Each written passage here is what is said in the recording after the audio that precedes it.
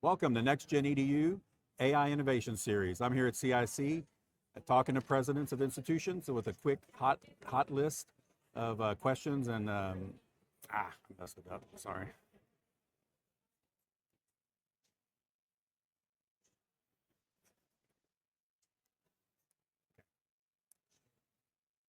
Welcome to NextGenEdu's AI Innovation Series. I'm here at CIC interviewing presidents and talking about AI in higher education.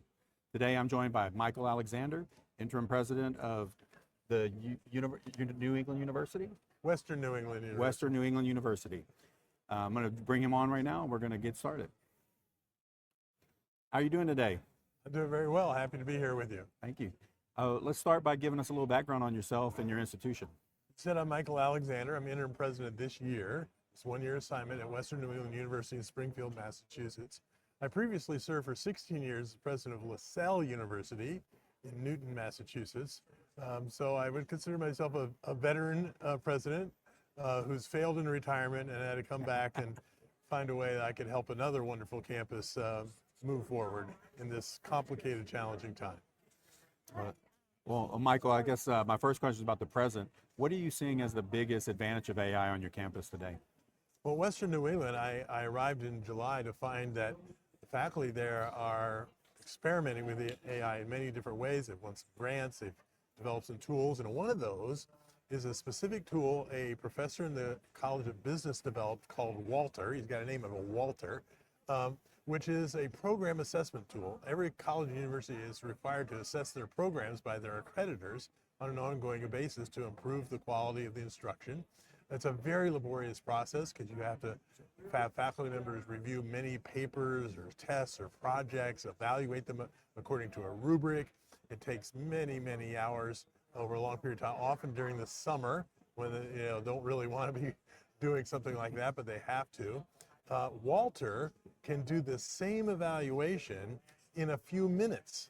Wow. You feed these documents into Walter, which is powered by artificial intelligence, and gets you and rates them according to the rubric that you provide.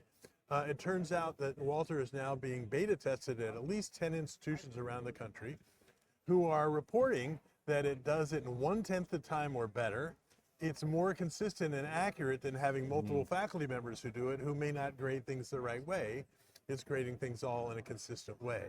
So that's an example of something that also would have other applications and could easily be adapted to other administrative tasks that would free up time for faculty or administrators to do what they really want to do, which is interact with students and support students in their learning. That sounds very interesting. I was really interested in the metrics too of how y'all are measuring that it's doing doing a great job compared to doing it without AI. And it sounds like y'all taken that into account and it's really doing a good job. Well, in the beta testing, part of the reasons we gave it, our faculty member gave it for free to other institutions, is in exchange for validating the tool by having to then test it against faculty members who do it themselves, and then comparing the results and finding out, to show that Walter actually does not only a much faster job, but a more consistent job and something that you can rely upon for those services, which is going to benefit. Now, there are many other administrative tasks you can think about that Walter or something like that could be adapted to similar benefit. Yeah, awesome. So when you look into the future, like what do you think is the biggest application of AI you're excited about?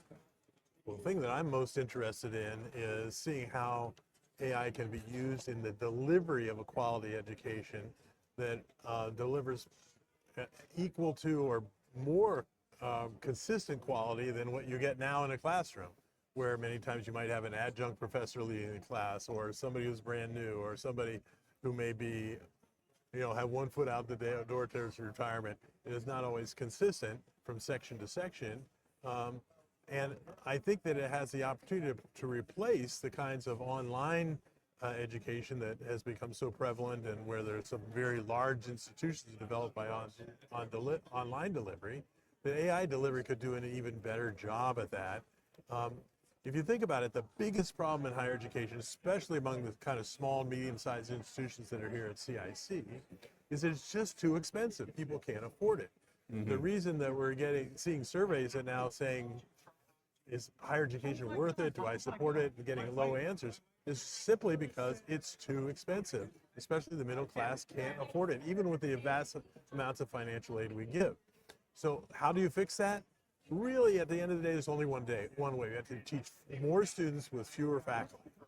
Yeah. And AI offers the opportunity to do that if students can interact with an AI engine in a way that takes them through the material, tests them, adjusts to how they're doing, identifies where they need more support and gives it to them, or allows them to go faster when they've mastered it, who can show that they've become competent in the content or in this skill that's being taught, and therefore can move on to something else, and that can be done in a way that's more consistent, more quick, and that the faculty member who's still there but is overseeing this from a facilitator point of view, instead of managing 25 people in a class, can easily manage 75 or 150 people who are being taught essentially through AI.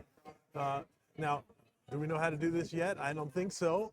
I'm not the person who's going to invent that, but I think there are people out there who will invent it, and the institutions that don't get ahead of this and figure out how to use AI to become more effective and efficient in their educational process are going to be left behind.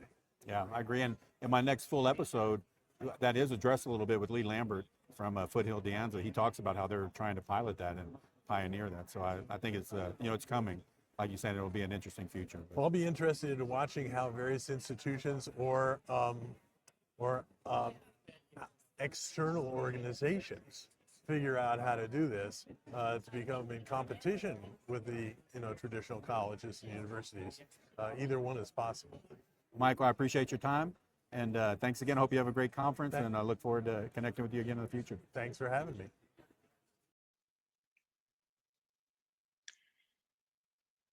Thanks for joining us on AI Innovation, where we explore how AI is reshaping higher education with insight, integrity, and imagination. Be sure to follow us on LinkedIn or YouTube for updates and future episodes. Until next time, keep learning, keep leading, and keep asking the big questions.